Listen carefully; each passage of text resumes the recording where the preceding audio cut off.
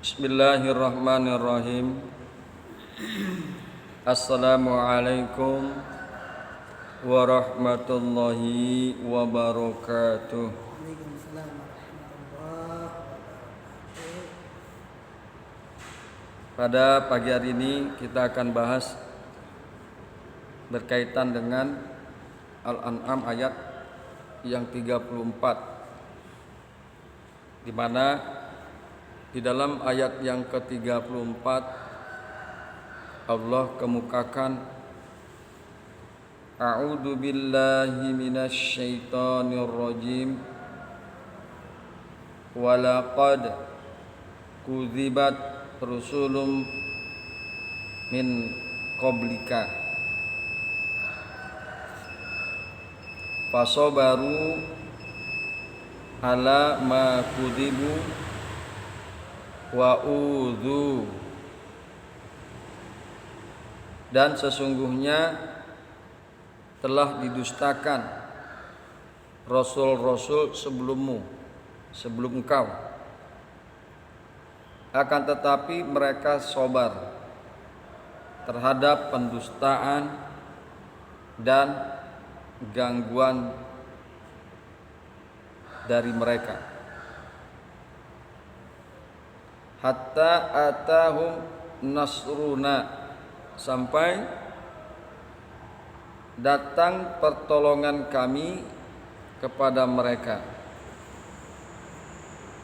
Wala mubaddila likalimatillah, dan tidak ada yang dapat mengubah kalimat-kalimat Allah.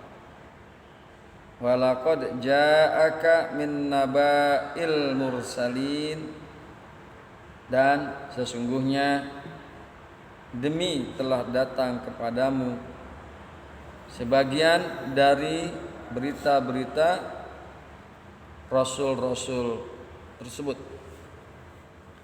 Itulah kira-kira terjemahan daripada Al-An'am ayat yang ke-34. Hadirin yang berbahagia, hamba-hamba Allah yang mudah-mudahan selalu dirahmati oleh Allah Subhanahu wa taala. Setelah menjelaskan sebab penolakan kaumnya, yakni kaum musyrikin Mekah, maka melalui ayat ini dijelaskan bahwa pendustaan terhadap para rasul bukan hanya terjadi pada diri Kanjeng Nabi Muhammad sallallahu alaihi wasallam. Allah telah menjelaskan sebab-sebab orang-orang musyrikin Mekah itu mendustakan Kanjeng Nabi Muhammad sallallahu alaihi wasallam. Dan perilaku daripada kaum musyrikin itu membuat Kanjeng Nabi Muhammad bersedih hati, sebagaimana yang telah dijelaskan pada ayat sebelumnya. Nah, di dalam ayat ini dijelaskan, wahai Muhammad, sesungguhnya hal yang demikian itu juga telah dialami oleh para rasul sebelum engkau. Hadirin yang berbahagia, hamba-hamba Allah yang mudah-mudahan selalu dirahmati oleh Allah Subhanahu wa taala. Kemudian di dalam tafsir Jalalain dikemukakan A'udzu billahi minasyaitonir rajim walaqad kudzibat rusulun min qablika fihi tasliyatun lin nabi sallallahu alaihi wasallam.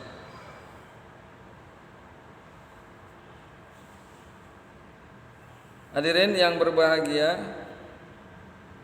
dan sungguh demi telah didustakan para rasul sebelum engkau, wahai Muhammad. Di dalam pernyataan ini tasliyatun, ada satu penghiburan Allah menghibur kepada Nabi sallallahu alaihi wasallam. Fasabaru, maka mereka para nabi bersabar.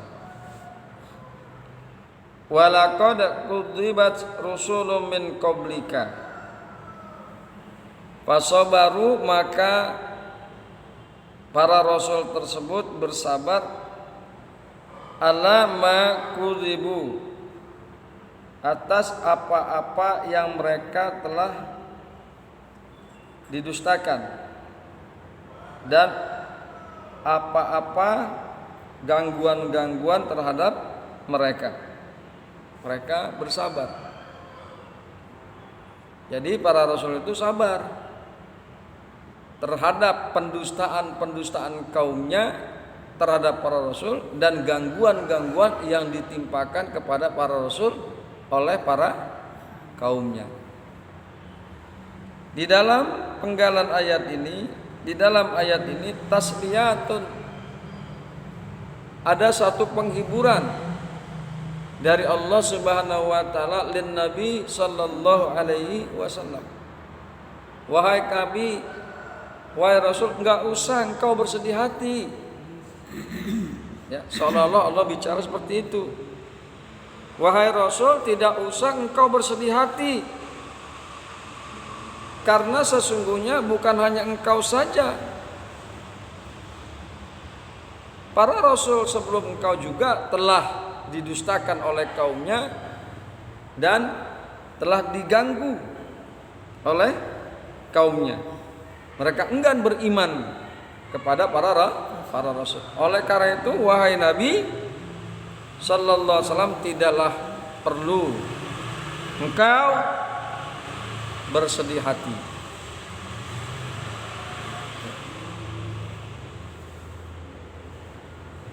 Hadirin yang berbahagia, hamba-hamba Allah yang selalu dirahmati oleh Allah Subhanahu wa taala. Sementara ulama berpendapat berkaitan dengan ayat ini, yaitu Al-An'am ayat yang ke-34, bahwa ayat ini mengisyaratkan apa yang dialami oleh para rasul terdahulu dari umat mereka lebih berat daripada yang dialami oleh Nabi Muhammad sallallahu alaihi wasallam. Mereka pahami ini dari penggabungan dua kata, yakni pendustaan dan gangguan.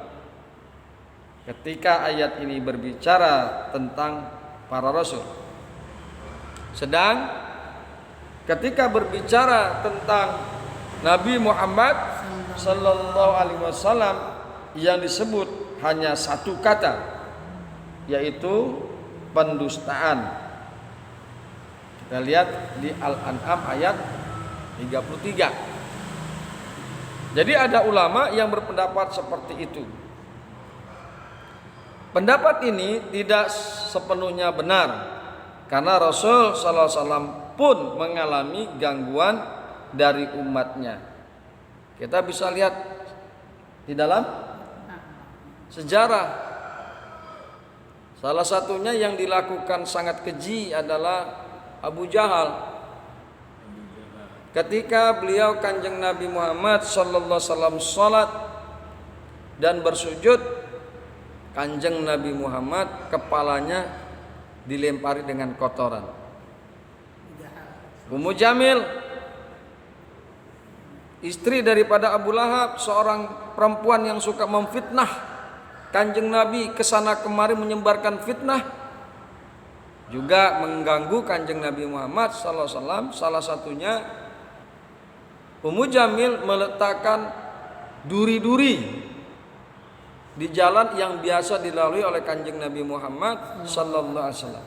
Tidak hanya itu, gangguan Kanjeng Nabi pun sangat berat. Kanjeng Nabi Muhammad hendak dibunuh, di mana Abu Jahal,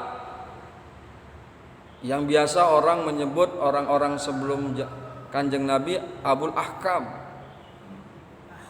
disebut sebagai orang yang bijaksana, tapi di dalam Al-Qur'an diganti oleh Allah, oleh Kanjeng Nabi sebagai Abu Jahal, bapaknya orang bodoh.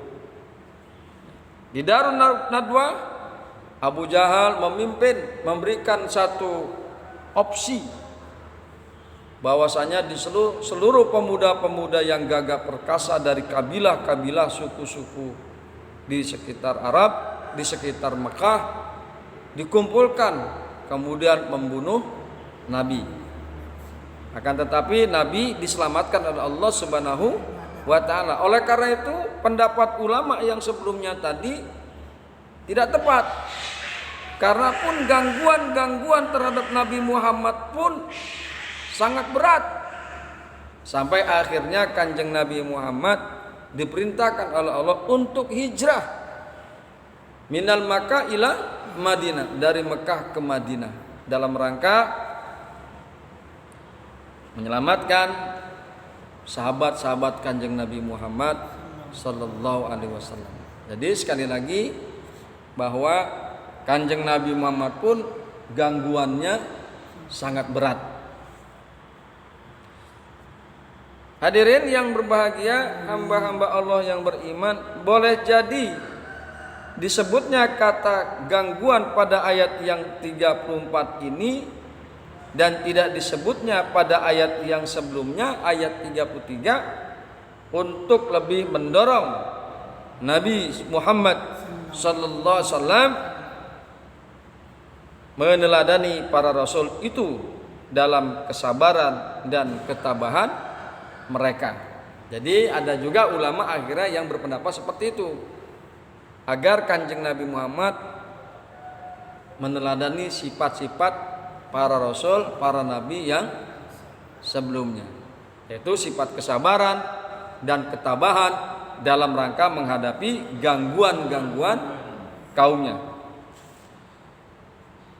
Hadirin yang berbahagia, hamba-hamba Allah yang beriman, fasabaru, maka mereka para rasul sebelum Kanjeng Nabi Muhammad bersabar ala ma kudzibu, atas apa-apa yang mereka dustakan, wa uzu, dan atas apa-apa yang diganggukan oleh mereka kepada para rasul, hatta sampai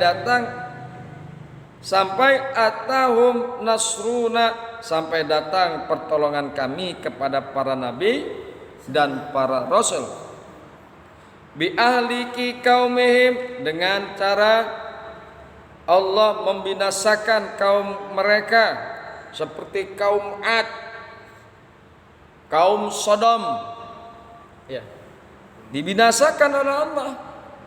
Seperti Fir'aun dan pengikutnya dibinasakan oleh Allah, ditenggelamkan di laut. Fasbir, maka wahai Muhammad bersabarlah engkau, hatta ya'tiyakan nasru, sampai datang pertolongan itu kepadamu, bi ahlaki kaumika, dengan cara Allah membinasakan kaummu yang telah mengganggu engkau. Ya.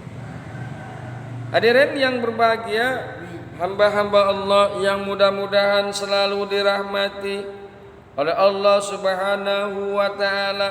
Kemudian lanjutnya adalah wala mubaddala likalimatillahi mawaidihi, dan tidak ada yang dapat mengubah kalimat-kalimat Allah.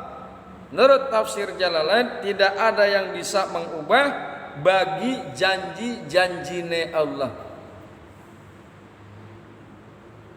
Di antara para mufasir ada yang memahami kata kalimatillah, yakni kalimat-kalimat Allah dalam arti ketetapan atau sunnah-sunnah Allah menyangkut umat-umat yang membangkang. Jika dipahami demikian, maka penggalan ayat ini merupakan ancaman terhadap kaum kafir, yakni kalau mereka terus membangkang, maka ketetapan Allah yang telah berlaku sejak dahulu, yakni membinasakan para pendurhaka, akan berlaku juga atas kaum kafir Mekah itu. Hadirin yang berbahagia, hamba-hamba Allah yang beriman, fala wala mubaddala li kalimatillah, dan tidak ada yang berubah bagi kalimat-kalimat Allah, bagi janji-janji Allah. Walaqad ja'aka min naba'il mursalin, dan sungguh demi telah datang kepada engkau wahai Muhammad daripada berita-berita para rasul, ma yaskunu lahu qabluka, sesuatu yang hati kamu menjadi tentram atas berita-berita tersebut. Telah datang berita-berita terdahulu dari para nabi dan rasul yang mereka didustakan oleh kaumnya, yang mereka diganggu oleh kaumnya, yang mereka akan dibunuh oleh kaumnya. Maka berita-berita para rasul sebelum engkau yang disampaikan oleh Allah kepadamu, mudah-mudahan hati engkau menjadi tentram, hati engkau menjadi tenang wahai Muhammad sallallahu alaihi wasallam. Hadirin yang berbahagia, hamba-hamba Allah yang beriman, itulah kajian kita pada pagi hari ini. Mudah-mudahan bermanfaat, bahwa gangguan bukan hanya mengena para nabi, juga kepada para ulama. Ulama sebagai warasatul anbiya wal mursalin, sebagai para pewaris nabi dan rasul, juga mengalami gangguan dan didustakan oleh sebagian orang. Oleh karena itu, siapapun orangnya, penggiat-penggiat agama, para ulama, para ustadz, para dai, jika terjadi gangguan-gangguan tersebut dan ancaman-ancaman, maka hendaklah kalian bersabar dan bertabah diri, bertawakal kepada Allah Subhanahu wa taala. Sesungguhnya sunnah-sunnah Allah, kalimat-kalimat Allah akan terjadi. Hadanallah wa iyyakum ajmain. Summa assalamu alaikum warahmatullahi wabarakatuh.